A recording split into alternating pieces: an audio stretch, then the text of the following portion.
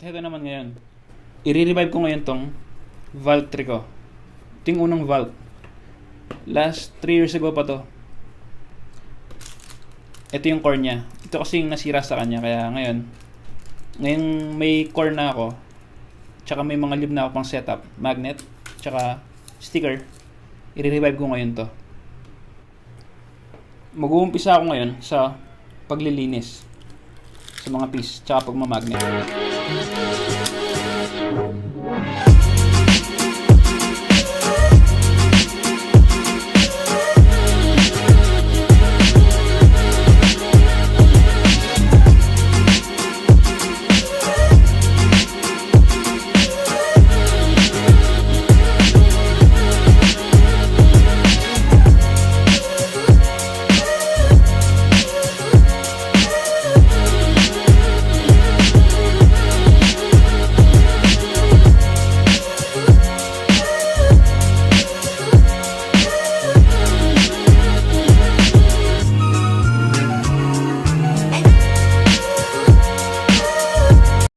Ganito nga pala kinakalas tong corner na to. Ibang klaseng corner kasi tong sa Valk. Ito. Aalisin niyo muna yung nakalock dun sa pinakaulo. Dito. Sa corner stock na to. Ito siya. Ayan. Tapos ayan, may tatlo siyang parang nakalock dun sa loob. I-press niyo lang yan ng para pumasok siya dun sa dito sa ilalim.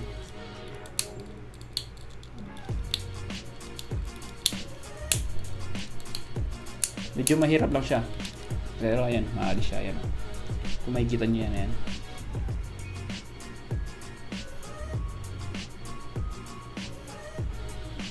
Ito yung pinakalock niya.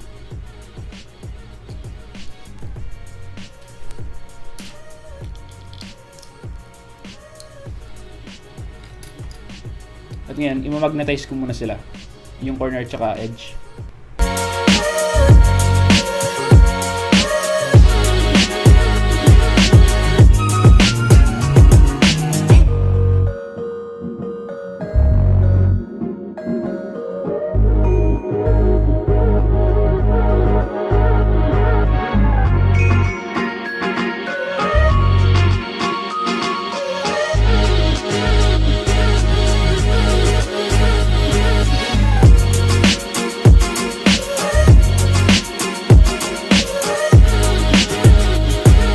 At yan, tapos na silang mamagnetize. Ngayon, i-assemble ko na lang sila. Mauna ako sa corners kasi quick dry naman tong glue na ginamit, super glue na ginamit ko. Kaya ito muna mga corners dahil sila yung nauna.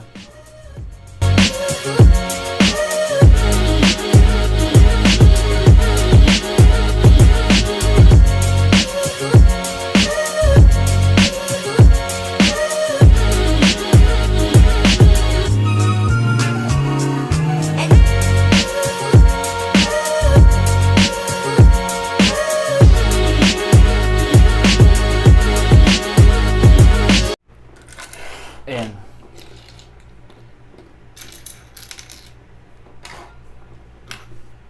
Kakalasin ko na tong core niya.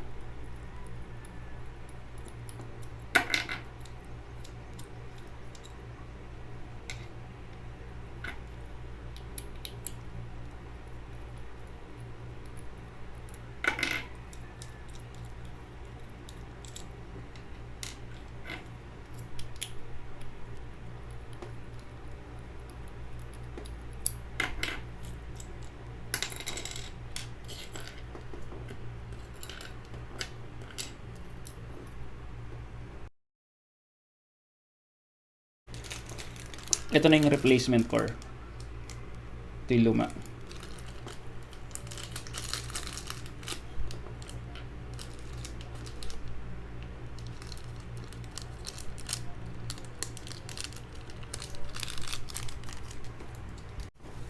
Pupunasan ko na nga mo rin pala itong mga piece na to kasi para magmukhang bago.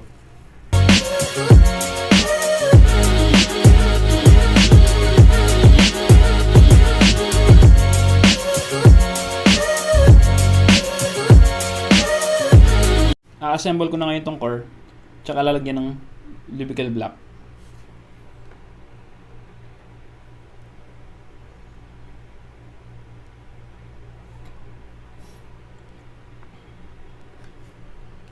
Ito. Ganito ito ginagawa. Pag nalagyan ng cubicle block, lalagyan dito. Paikot. Tapos dito sa pinaka thread niya yan.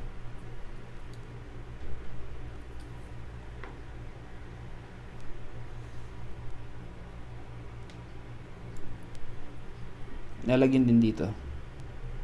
Sa Valk, dito din nalagyan din to eh. Ayan.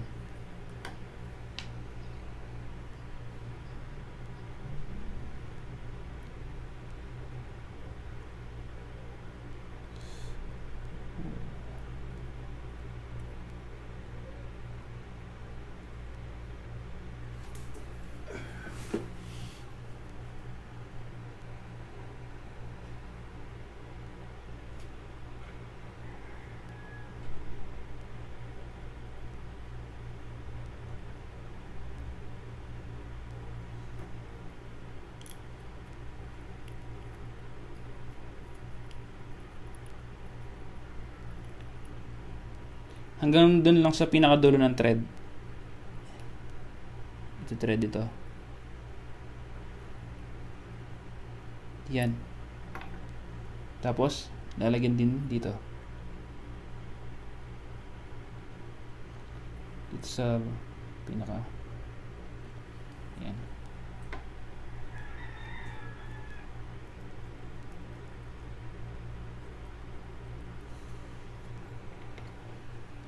Gagawin lahat dito sa 5.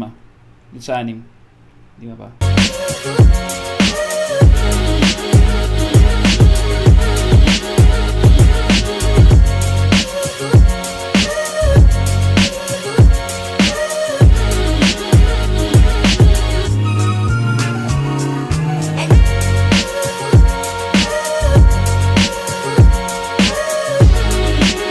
Kailangan nga pala maingat kayong maglagay ng cubicle block dahil kapag nalagay sa kamay, mahirap nang alisin. Di maalis ng ordinaryong sabon.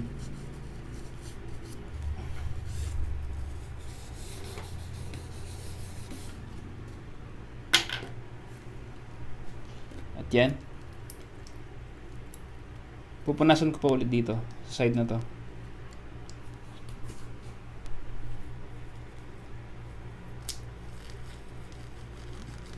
Yung core.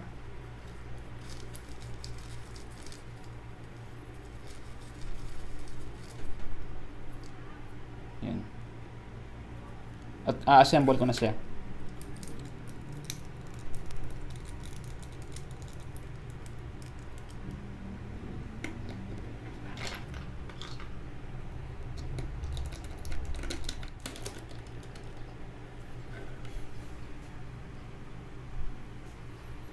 Gagamitin ko na ngayon tong cubicle silk.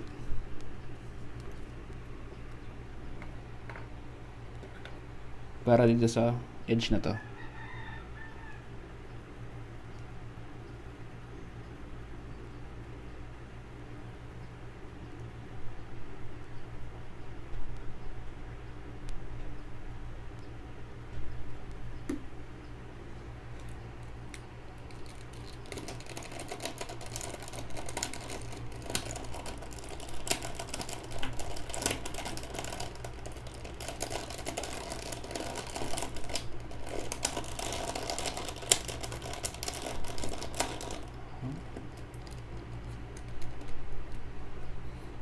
At ito ring to.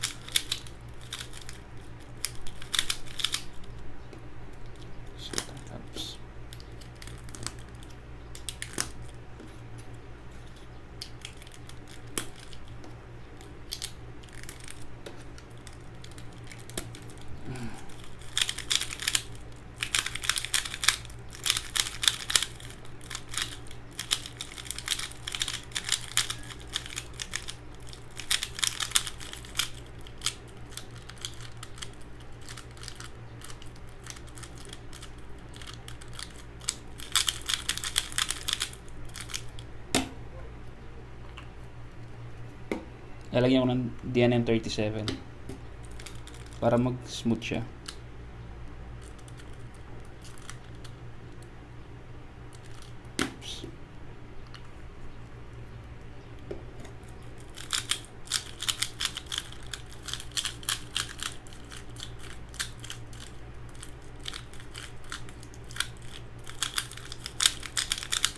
Uy. Sobrang na-miss kong i-turn itong puzzle na to. Dahil ito yung pinakaunang premium cube ko. Ito talaga yung unang cube na maganda yung turn. Smooth siyang i-turn. Yan. At i-resticker ko na siya ngayon. At lalagyan ko siya ng logo. Cube logo. Ito. Cubicle.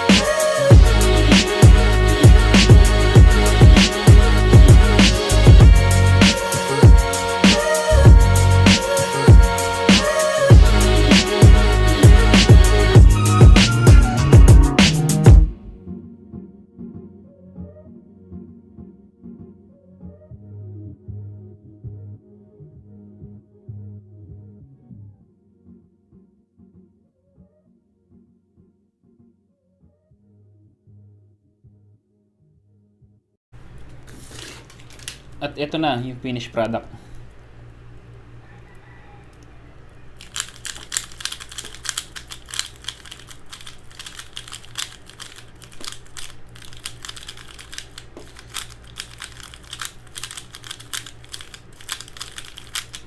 Medyo mabigat pa siyang i-turn kasi hindi pa na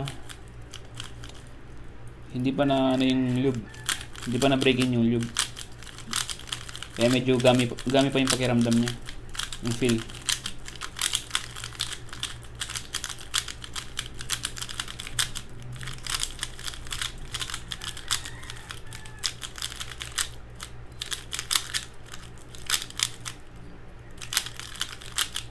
Yan. At last, itong logo.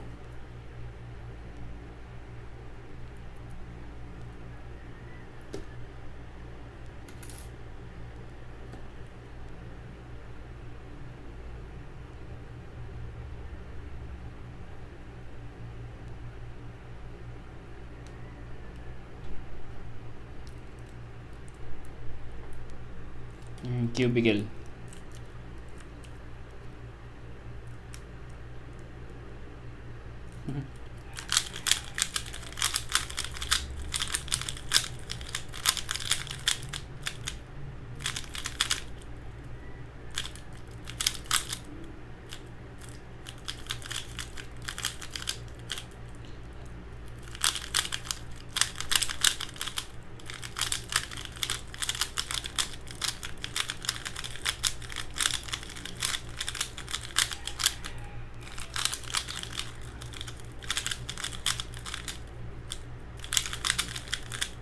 Yan. Sana nagustuhan niyo itong video na to.